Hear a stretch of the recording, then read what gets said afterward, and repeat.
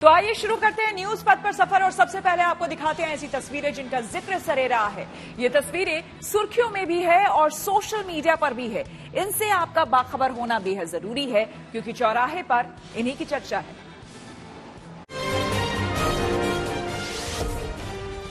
Comics book के मशहूर किरदार चाचा चौधरी और साबू भी अब मतदाताओं को जागरूक करेंगे। दरअसल चुनाव आयोग ने दिल्ली में एक कार्यक्रम के दौरान कॉमिक्स बुक लॉन्च की, जिसमें इन किरदारों पर चुनाव से जुड़ी कहानियां लिखी गई हैं। इसके जरिए बच्चों और बड़ों को मतदान की अहमियत बताई जाएगी। G20 समिट की सफलता के बाद अब प्रधानमंत्री मोदी एक डिनर देंगे, जिसमें भारत मंडपम में तैनात रहे सुरक्षाकर्मी, ITPO कर्मचारी और दूसरी एजेंसियों के कर्मचारियों को न्योता दिया गया है। ये कार्यक्रम भारत मंडपम के प्लेनरी हॉल में शाम 6 बजे से होगा। इस दौरान प्रधानमंत्री मोदी उनके साथ बातचीत भी करेंगे। वहीं इस मौके पर एक सांस्कृतिक कार्यक्रम होगा, जिसका नाम धरती कहे पुकार के रखा गया है। फिर इसके बाद PM उनके साथ डिनर में भाग लेंगे। मुंबई में गणेशोत्सव के बीच लालबाग के राजा को खूब दान मिला। अब इसकी गिनती भी शुरू कर दी गई। बताया जा रहा है कि वहां पहले ही दिन 25 लाख से ज्यादा श्रद्धालु दर्शनों के लिए पहुंचे। ऐसे में एक बार फिर से दान करोड़ों में होने की बात कही जा रही है। लालबाग के राजा को उपहार के रूप में पैसे और सोने चांदी की चीजें और आभूषण चढ़ाए जाते हैं। लिहाजा इस बार भी वहां दान का रिकॉर्ड टूटने की उम्मीद जताई जा रही है। चंडीगढ़ में पासपोर्ट बनवाने वालों के लिए एक अच्छी खबर। अब पासपोर्ट बनवाने के लिए उन्हें दफ्तरों के चक्कर लगाने की जरूरत नहीं होगी। दरअसल विदेश मंत्रालय की ओर से वहां पासपोर्ट सर्विस एक्सीलेंस वैन की शुरुआत हो रही है। इसकी मदद से पासपोर्ट बनवाने वाले आवेदकों को अब उंगलियों के निशान और तस्वीर खिंचवाने के लिए महीनों इंतजार नहीं करना पड़ेगा। दावा है कि इस वैन की मदद से पासपोर्ट रजिस्ट्रेशन का पूरा काम महज 7 दिनों के अंदर हो जाएगा। यूपी के संत कबीर नगर में 2 लड़कों को कार से स्टंट करना महंगा पड़ गया। दरअसल इससे जुड़ा एक वीडियो सोशल मीडिया पर वायरल हो गया। इसमें ये युवक कार की खिड़कियों से बाहर निकलकर मोबाइल से अपना वीडियो बना रहे थे, लेकिन उन्हें पता नहीं चला कि उनकी इस हरकत का वीडियो पीछे से कोई शूट भी कर रहा है। फिर जैसे ही ये वीडियो पुलिस के पास पहुंचा तो गाड़ी का चालान कर दिया गया। साथ ही पुलिस आरोपियों की तलाश में जुट गई। जिंदगी का सफर सुहाना हो, इसके लिए सावधान रहना जरूरी है। रोजमर्रा के आपाधापी में कुछ देर बैठकर सोचना समझना भी जरूरी है कि आपके आसपास क्या हो रहा है और जो कुछ हो रहा है उससे हमारी जिंदगी, हमारा परिवार कैसे प्रभावित हो सकता है। इसलिए हॉर्न बजाकर बाखबर करने वाली खबर जरूरी होती है। और आज की ये खबर हाई ब्लड प्रेशर से जुड़ी है, जो देखते ही देखते देश और दुनिया में एक बड़ी चुनौती बन गई। खराब लाइफस्टाइल की वजह से इसके मरीज बढ़ते ही जा रहे हैं। मुश्किल ये है कि लोग इसके वास्तविक खतरे से अनजान हैं, इसलिए इसे गंभीरता से नहीं ले रहे। पर WHO की पहली विस्तृत रिपोर्ट बताती है कि अगर अभी नहीं चेते, अगर सही इलाज नहीं हुआ तो इसकी वजह से अगले 25 वर्षों में करोड़ों लोगों की मौत हो सकती है।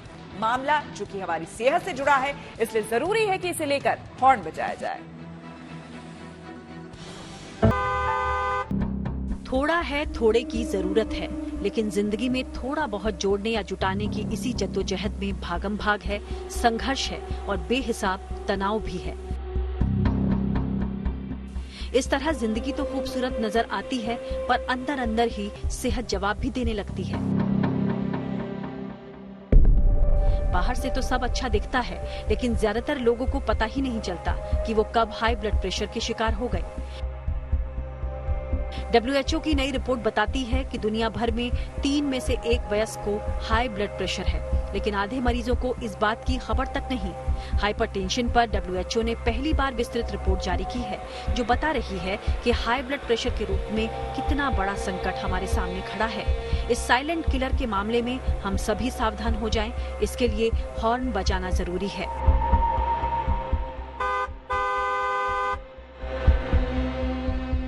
सबसे पहले आपको बताते हैं कि WHO की रिपोर्ट में क्या सामने आया है।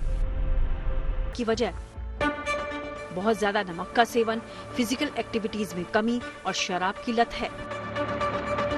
यानी लाइफस्टाइल के साथ साथ खान-पान में लापरवाही हाई BP के लिए जिम्मेदार है। पैकेट बंद फूड से लेकर रेस्टोरेंट्स और घर के खाने में भी सफेद नमक का प्रयोग बढ़ा है, जिसके चलते कम उम्र में भी लोग हाई BP के शिकार हो रहे हैं। जाहिर है, लाइफस्टाइल में बदलाव करके इस बीमारी पर नियंत्रण भी किया जा सकता है। हाइपरटेंशन के खिलाफ हेल्दी डाइट और फिजिकल एक्टिविटी ही रामबाण है। हाँ, जिन्हें ये बीमारी हो चुकी है उन्हें दवाओं का रेगुलर इस्तेमाल करना होगा, लेकिन इसके लिए भी जरूरी है कि हाई बीपी का तुरंत पता चले और उसका प्रभावी इलाज किया जाए। इसलिए शरीर में हो रहे बदलाव को लेकर सतर्क रहें, नियमित जांच करवाएं और दूसरों को आगाह करने के लिए हॉर्न बजाएं।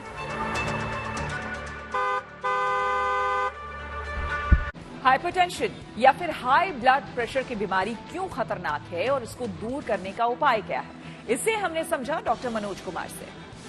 ब्लड प्रेशर जो है एंड ऑर्गन को डैमेज करता है, stroke, heart failure, heart attack और किडनी को डैमेज करता है। इसको साइलेंट किलर इसलिए कहा जाता है क्योंकि इसके लक्षण कुछ नहीं होते हैं। तो निश्चित तौर पे एक जो रिपोर्ट है उसमें ये चीजें बताई गई है कि भारतवर्ष में हाइपरटेंशन जो है कॉमनेस्ट कार्डियोवैस्कुलर डिजीज है, और अगर आप सच पूछिए तो जितने भी हार्ट अटैक से जो डेथ होते हैं उसको 52% तक रिड्यूस किया जा सकता है अगर ब्लड प्रेशर को कंट्रोल करा जा सके। इसमें उन्होंने एक चीज माना है कि 140-90 से ज्यादा का जिनको ब्लड प्रेशर है वो हाई ब्लड प्रेशर से ग्रसित हैं, या ऐसे लोग जिनको हाई ब्लड प्रेशर की दवा चल रही है। तो ये एक रिपोर्ट जो है आई ओपनर रिपोर्ट है, और इसमें हमें ये पता चलता है कि जिस तरीके से प्रिवेलेंट है हमारे देश में हाइपरटेंशन, कुछ न कुछ करना पड़ेगा। उन्होंने जो प्रिवेंशन के लिए उपाय बताए हैं उसमें उन्होंने बोला है कि सबसे इम्पोर्टेंट है कि डाइट, खान पान को ठीक करना होगा, फिजिकल एक्टिविटी करनी होगी, समय समय पर अपना ब्लड प्रेशर चेक कराएं क्योंकि इसके सिम्टम्स बड़े लेट आते हैं। तो ऐसा माना जा रहा है कि इन सब प्रिवेंटिव चीजों को अगर हम इस्तेमाल करें और डायग्नोस होने पे एक तरीके से कहिए कि लाइफस्टाइल मॉडिफिकेशंस के बाद भी अगर आपका ब्लड प्रेशर ज्यादा रहता है तो तमाम दवाइयां उपलब्ध हैं, एंटी हाइपरटेंसिव ड्रग्स, जिसको यूज करके ब्लड प्रेशर को कंट्रोल किया जा सकता है और इससे जो इसके कुप्रभाव हैं, इसके जो दुष्प्रभाव हैं हार्ट पे, ब्रेन पे और किडनी पे, उसको रोका जा सकता है। C-295 मिलिट्री ट्रांसपोर्ट एयरक्राफ्ट पहुंच चुका है भारत। आइए सीधे आपको लिए चलते हैं न्यूज एक्सप्रेसवे पर, जहां देश से जुड़ी कुछ और जरूरी खबरें कर रही हैं आपका इंतजार। इस बार गणतंत्र दिवस समारोह में अमेरिकी राष्ट्रपति जो बाइडेन मुख्य अतिथि हो सकते हैं। भारत में यूएस के राजदूत एरिक गार्सिटी ने ये जानकारी दी। उनके मुताबिक पीएम मोदी ने G20 समिट के दौरान हुई द्विपक्षीय बैठक में ये न्योता दिया था। वायुसेना को मिले पहले C-295 मिलिट्री ट्रांसपोर्ट एयरक्राफ्ट ने भारतीय धरती पर कदम रख दिया। इसकी गुजरात के वडोदरा में सफल लैंडिंग हुई। पिछले दिनों वायुसेना प्रमुख air chief marshal V R. Chaudhary ने स्पेन के सेविले में इस एयरक्राफ्ट को रिसीव किया था। इस विमान को एयरबस कंपनी ने बनाया है। हालांकि अब रक्षा मंत्री राजनाथ सिंह 25 सितंबर को यूपी के हिंडन एयरबेस पर आयोजित कार्यक्रम के दौरान इसे औपचारिक रूप से वायुसेना में शामिल करेंगे। कुल 56 ऐसे एयरक्राफ्ट वायुसेना से जुड़ेंगे, जिसमें से 40 विमानों को टाटा और एयरबस मिलकर भारत में ही बनाएंगे। प्रधानमंत्री नरेंद्र मोदी एक बार फिर गुजरात दौरे पर जाएंगे। वो 2 अक्टूबर यानी गांधी जयंती के मौके पर अहमदाबाद और छोटा उदयपुर का दौरा करेंगे। इस दौरान साबरमती आश्रम में रीडेवलपमेंट प्रोजेक्ट का शिलान्यास करेंगे। उसके बाद छोटा उदयपुर में राज्य स्तरीय शिक्षा कार्यक्रम में भाग लेंगे। साथ ही शिक्षा से जुड़े कई प्रोजेक्ट का लोकार्पण भी करेंगे। 1984 के सिख विरोधी दंगों से जुड़े एक मामले में कांग्रेस के पूर्व सांसद सज्जन कुमार समेत दूसरे मुलजिमों को दिल्ली की राउस एवेन्यू कोर्ट ने बरी कर दिया। दरअसल सुल्तानपुरी इलाके में 40 साल पहले 6 लोगों की हत्या के मामले में सज्जन कुमार पर उकसाने का आरोप लगा था।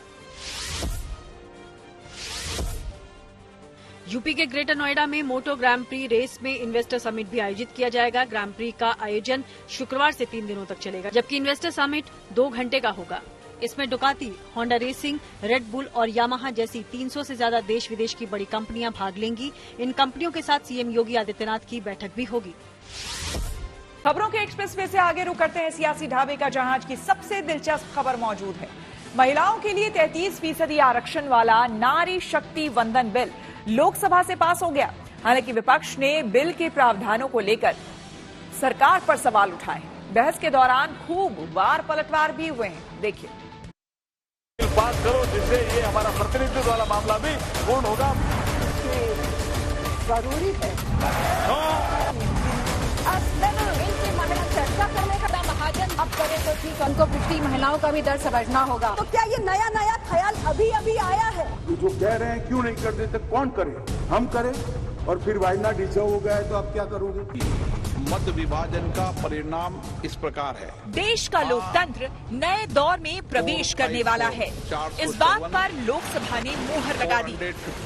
विधायिका में महिलाओं को 33% आरक्षण देने वाला बिल लोकसभा में 2/3 बहुमत से पास हो गया। कुल सदस्य संख्या क्योंकि सैद्धांतिक तौर पर सभी दल बिल के साथ नजर आए। हालांकि दिन भर चली बहस में विपक्ष बिल का समर्थन भी करता रहा और सवाल भी उठाता रहा। सवाल ये कि कोटे में कोटा क्यों नहीं, यानी ओबीसी और SC/ST महिलाओं के लिए इसमें अलग प्रावधान क्यों नहीं।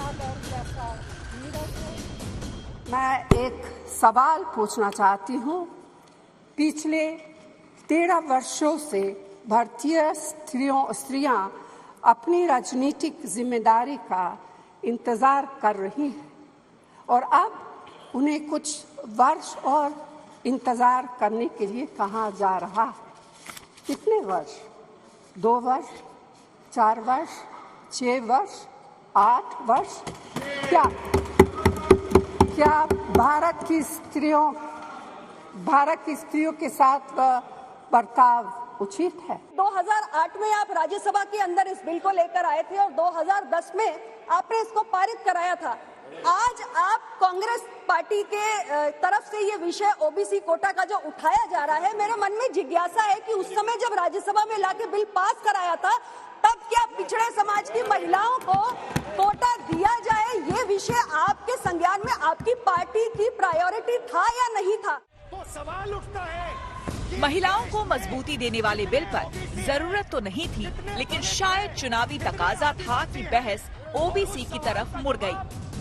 राहुल गांधी ने सरकार की मंशा पर सवाल उठाए तो गृह मंत्री ने भी पलटवार का मौका नहीं गंवाया।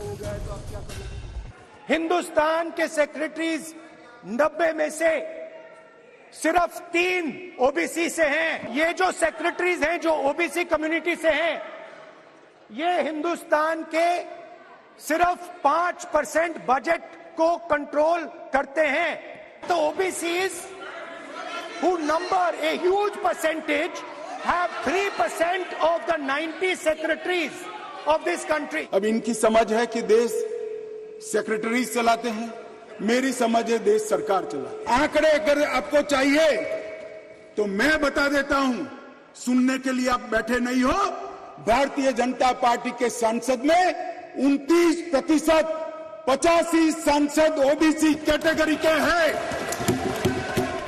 काम डिलिमिटेशन कमीशन ही करेगा। ओबीसी और SC/ST महिलाओं के लिए कोटे की मांग करते हुए बहस अल्पसंख्यक समुदाय के महिलाओं तक गई। आम चुनाव में चंद महीने ही बाकी है, लिहाजा बीएसपी ने 50% कोटे की भी मांग उठा दी। उनको संविधान में सम्मान देने का काम किया। इस विधेयक का हम समर्थन करते हैं, लेकिन बहुजन समाज पार्टी की कुछ मांगे हैं जिसको हम चाहते हैं कि इस विधेयक में सम्मिलित किया जाए। लोकसभा व राज्यसभा की विधानसभाओं में 33% आरक्षण के बजाय 50% आरक्षण दिया जाए और इस आरक्षण को राज्यसभा और राज्य की विधान परिषदों में भी लागू किया जाए।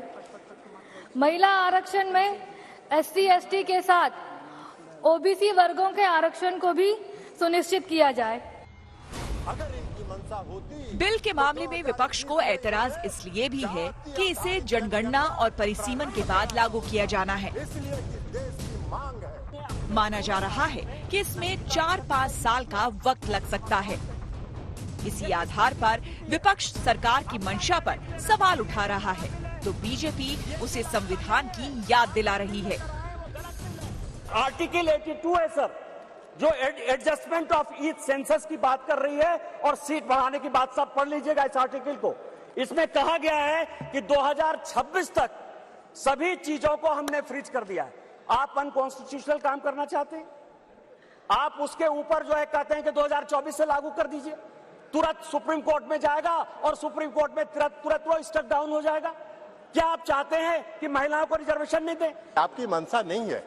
आप 334A जो आपने प्रावधान किया है वो अनिश्चित काल तक चलता रहेगा और 2024 का भारी जुमलेबाजी करके महिलाओं को छलने का काम करेंगे। लेकिन महिलाएं इस देश की जनता आपकी जान गई है। आप भारी जुमलेबाज हैं, आपके किसी जुमले पर उसको भरोसा नहीं है, उसको विश्वास नहीं। कोटे में कोटा का एंगल निकालकर विपक्ष सरकार से सवाल पूछ रहा है, तो दूसरी ओर बिल के लिए क्रेडिट लेने की भी होड़ है। कांग्रेस ने बार बार राजीव गांधी और मनमोहन सरकार को याद किया। बीजेपी ने बार बार टोका कि ये मोदी सरकार की उपलब्धि है।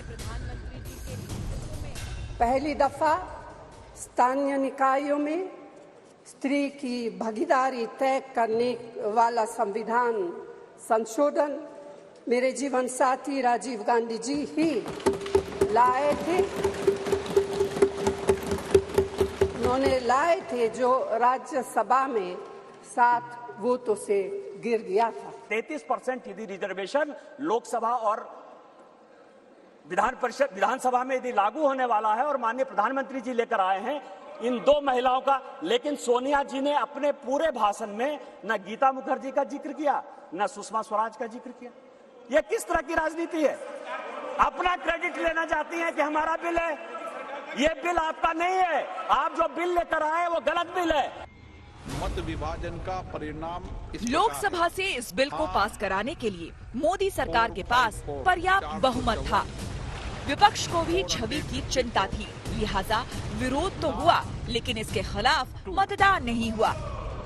तय माना जा रहा है कि गुरुवार को राज्यसभा में भी ये बिल आसानी से पास हो जाएगा।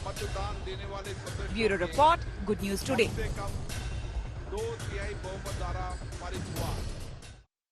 नारी शक्ति वंदन अधिनियम पर बहस के दौरान लोकसभा में पक्ष और विपक्ष ने एक दूसरे पर जमकर तीर चलाए। राहुल गांधी जब बोल रहे थे तब उन्होंने बार बार बीजेपी सांसदों से कहा कि डरो मत, लेकिन भाषण के तुरंत बाद जब वो सदन से चले गए तो बारी गृह मंत्री अमित शाह की थी। और सुनिए, और सुनिए, और सुनिए, नहीं घबराइए मत, डरो मत, और सुनिए, जिसको जाना है डरिए मत, डरिए मत, अरे भाई डरो मत। और न्यूज पथ पर आगे है धन बाजार, जहां शेयर बाजार से लेकर कारोबार तक की सभी अहम खबरें होती हैं और इसका सीधा रिश्ता आपकी आमदनी आपकी जेब से होता है। तो तेज रफ्तार खबरों के बीच ये जरूरी खबर छूट ना जाए, इसलिए सीधे आपको लिए चलते हैं धन बाजार।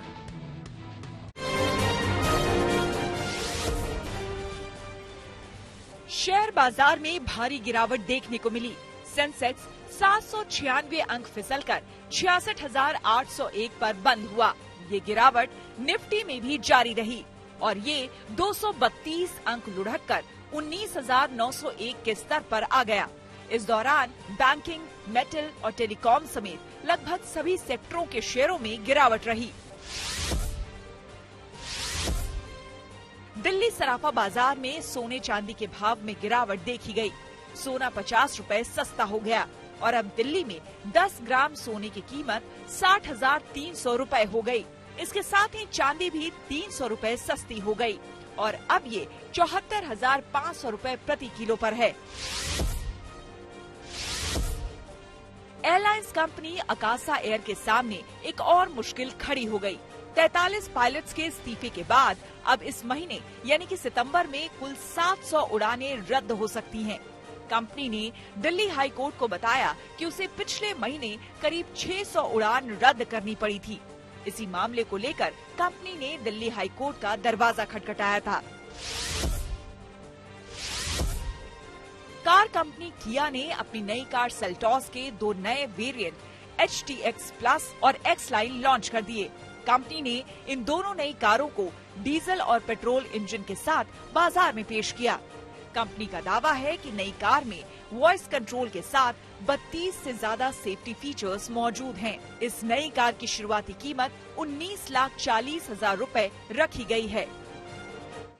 और अब रुक करते हैं प्रगति मार्ग का, जहां ऐसी खबरें हैं जो कि देश की तरक्की, प्रगति और लोगों की काबिलियत दिखाती है। इसी कड़ी में आज बात होगी उत्तर प्रदेश की, जहां पर गुरुवार से Uttar Pradesh international trade show शुरू होने जा रहा है। जी हां, इस कार्यक्रम का उद्घाटन राष्ट्रपति द्रौपदी मुर्मू करेंगी। वहीं दूसरी तरफ ग्रेटर नोएडा में ही शुक्रवार से मोटो ग्रैंड प्री बाइक रेस का आगाज होने जा रहा है। इन कार्यक्रमों को लेकर राज्य सरकार ने काफी तैयारियां की है। देखिए इस खास रिपोर्ट में।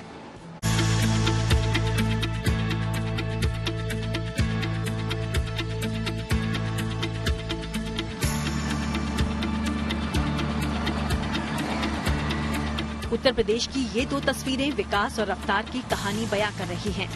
पहली तस्वीर इंटरनेशनल ट्रेड शो के तैयारियों की है, तो दूसरी तस्वीर में मोटो जीपी बाइक रेस की रफ्तार दिख रही है। नोएडा में यूपी के पहले इंटरनेशनल ट्रेड शो को लेकर स्टॉल बनाए जा रहे हैं। पूरे इलाके में शानदार सजावट की जा रही है, क्योंकि यहाँ पर देश विदेश से मेहमान यूपी के 75 जिलों के प्रोडक्ट्स को परखने आ रहे हैं। 21 सितंबर से शुरू होने वाले इस इंटरनेशनल ट्रेड शो में शामिल होने के लिए 66 देशों के कारोबारियों ने रजिस्ट्रेशन कराया है। शो में खासतौर पर अगर हम कहें तो विदेशी ग्राहक भी आ रहे हैं। 66 कंट्री से यहाँ पर लोग शिरकत कर रहे हैं।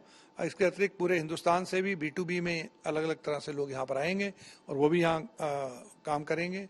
और हम समझते हैं कि ऐसा ट्रेड शो उत्तर प्रदेश के लोगों के लिए, उसके इंडस्ट्री के लिए, सोर्सिंग के लिए ये अपने आप में एक नए आयाम सिद्ध करेगा। 5 दिनों तक चलने वाले इस ट्रेड शो में 2000 से ज्यादा एग्जीबिटर्स अपने खास उत्पाद के साथ शिरकत कर रहे हैं। यहाँ पर यूपी की संस्कृति के साथ कला और व्यंजन का भी स्वाद लोग उठा सकेंगे। अनुमान है कि इस ट्रेड शो में रोजाना 50,000 से 1 लाख लोग आएंगे।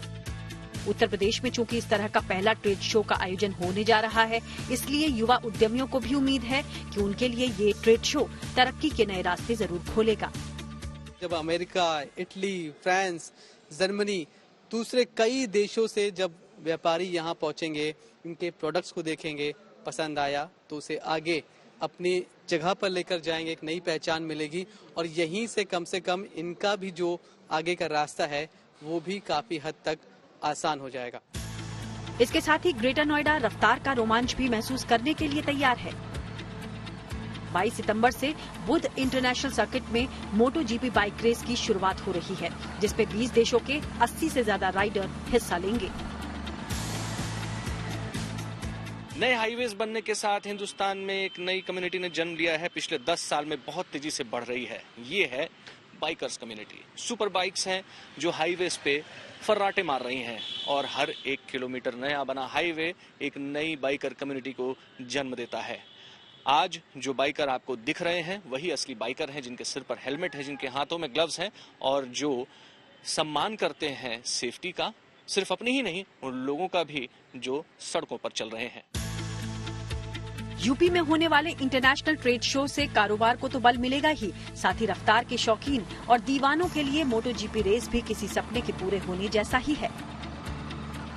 नोएडा से मनीष चौरसिया और अभिषेक आनंद के साथ bureau report, good news today. News पथ के सफर में अब सोशल अड्डा पर थोड़ा सा रुकते हैं और आज के मुद्दे पर लोगों की राय जानते हैं। सोशल अड्डा में आज का मुद्दा दिल्ली यूनिवर्सिटी से जुड़ा है, जहां पर 3 साल बाद छात्र संघ चुनाव हो रहे हैं। आज चुनाव प्रचार के आखिरी दिन एबीवीपी और एनएसयूआई समेत सभी छात्र संगठनों ने पूरा जोर लगा दिया और छात्रों से वोट करने की अपील की। दिल्ली यूनिवर्सिटी में 22 सितंबर को मतदान होगा, जिसके बाद तय होगा कि दिल्ली यूनिवर्सिटी स्टूडेंट्स यूनियन के प्रेसिडेंट, वाइस प्रेसिडेंट, सेक्रेटरी और ज्वाइंट सेक्रेटरी पद पर कौन काबिज होगा। इस बार के चुनावी मुद्दों में 1 कोर्स 1 फीस, महिला सुरक्षा, फ्री वाईफाई, नए हॉस्टल की मांग शामिल है। हमारी सहयोगी अनामिका गौड़ ने छात्र संघ चुनाव को लेकर दिल्ली यूनिवर्सिटी के कुछ स्टूडेंट से बात की और उनकी राय जानी। इस बार दिल्ली यूनिवर्सिटी की प्रॉब्लम्स क्या है और किन मुद्दों पे चुनाव होना चाहिए, क्या उन मुद्दों पे चुनाव हो रहा है?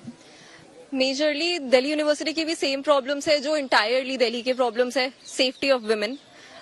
Other than that, if we consider Delhi University alone, it is about how the curriculum is run और हमारे टीचर्स की कितनी अवेलेबिलिटी है। हमारे ओवरऑल जो हमारे एग्जाम्स हुए हैं, 1 साल में हमारे 3 सेमेस्टर लिए गए हैं, विच इज नॉट फेयर। तो हमारे ये सब मुद्दे हैं कि हमें सेमेस्टर पूरा दिया जाए, हमारे एग्जाम्स के बीच में एडिक्वेट गैप हो, लाइब्रेरीज हमारी कंप्लीटली खुली रहे, जो कि अगर कॉलेज 9 बजे से खुल रहा है तो लाइब्रेरी भी 9 बजे से पहले से खुलनी चाहिए और लेट तक खुलनी चाहिए। तो हमारे ये सब मुद्दे हैं और जिसपे इलेक्शंस हो रहे हैं and we would vote accordingly. Delhi university में हर कॉलेज के गेट पे सिक्योरिटी गार्ड होते हैं, बट आपको पता है इलेक्शन के माहौल में हर कैंडिडेट हर पार्टी कैंपेन करती है, तो उनके साथ उनके सपोर्टर कॉलेज से भी और दूसरे कॉलेज के भी उनके साथ जाते हैं। तो इस टाइम में सिक्योरिटी इतनी भी नहीं है कि भाई हर टाइम गेट पे खड़े रहें। आप 1-2 सिक्योरिटी गार्ड एक एंट्री गेट पे हैं तो 200 बंदों का कैसे चेक कर सकते हैं। हमारे वहाँ पे बिल्कुल भी हॉस्टल्स नहीं है, खास करके दिल्ली यूनिवर्सिटी में इतने स्टूडेंट्स पढ़ते हैं। हमारी अपनी लॉ फैकल्टी में 9000+ स्टूडेंट है, हॉस्टल हमको अवेलेबल नहीं है, तो ये एक बहुत बड़ा मुद्दा। आई थिंक बच्चे हैं और अपने जो कैंडिडेट हैं वो हमारे बीच में आते हैं और बोलते हैं कि हमने यहाँ से वहाँ तक मार्च निकाला, रात को कोई भी स्ट्रीट लाइट कोई भी कैमरास वहाँ पे इंस्टॉल नहीं किए गए थे, तो ये वुमेन सिक्योरिटी के लिए बहुत बड़ी चीज है। सिक्योरिटी की आए तो मैन के साथ मैन भी तो चाहिए, मतलब ठीक है मानते हैं सिक्योरिटी चाहे वो विमेन जो स्टूडेंट है उसे स्टूडेंट की तरह देखा जाए और स्टूडेंट की सेफ्टी, हर एक स्टूडेंट को सेफ्टी चाहिए, ये आपका मुद्दा है। क्योंकि अभी जैसे कैंपेनिंग चल रही है और स्टूडेंट्स आ रहे हैं तो बाहर से ऐसे लोग भी आते हैं जो असामाजिक तत्व हैं, तो उन दिल्ली यूनिवर्सिटी छात्र संघ चुनाव के बीच संसद में महिला आरक्षण बिल चर्चा के बाद पास हो गया 2/3 बहुमत से। आपको बता दें कि इस मुद्दे पर तमाम पार्टियों के नेताओं ने अपनी अपनी राय रखी। इसी मुद्दे को लेकर हमने दिल्ली यूनिवर्सिटी की कुछ छात्राओं से भी बात की और उनकी राय जानी।